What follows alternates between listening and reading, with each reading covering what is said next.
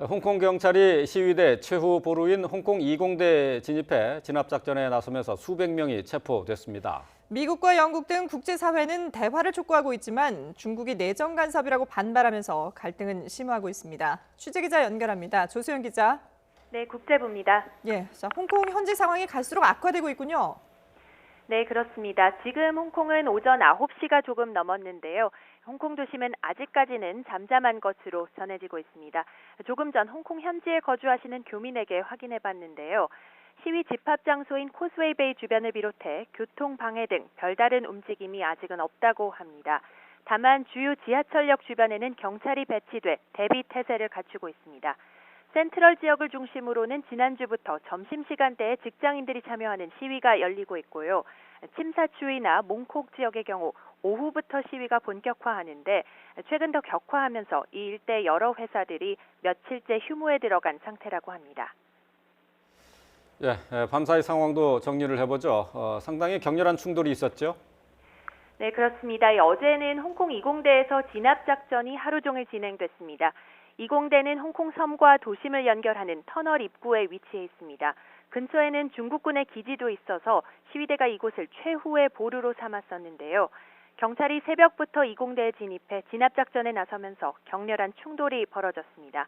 경찰은 음향대포, 물대포 등을 동원해 거칠게 진압작전을 펼쳤고요. 이에 맞서 시위대는 교내 곳곳에 불을 지르고 화염병과 돌을 던지며 저항했습니다. 일부 시위대는 탈출을 시도했지만 대부분 실패하고 수백 명이 체포됐습니다.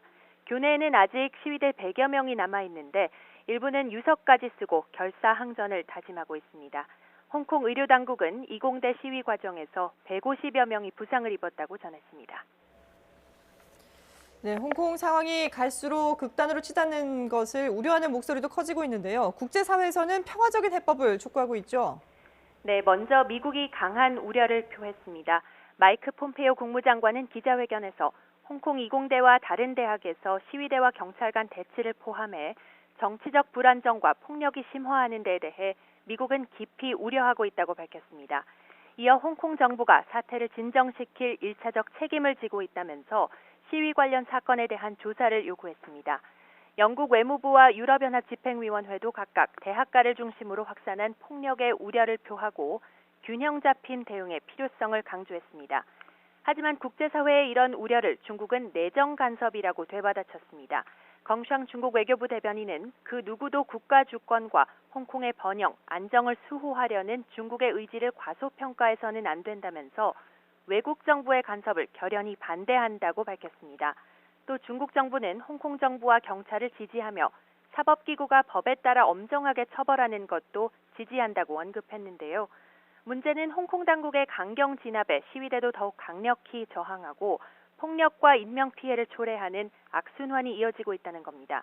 당장 오는 24일로 예정된 홍콩 구의원 선거가 변수로 떠올랐는데요. 양측이 지혜를 모아 대화의 계기를 마련하는 게 절실해 보입니다. 지금까지 국제부에서 YTN 조수연입니다.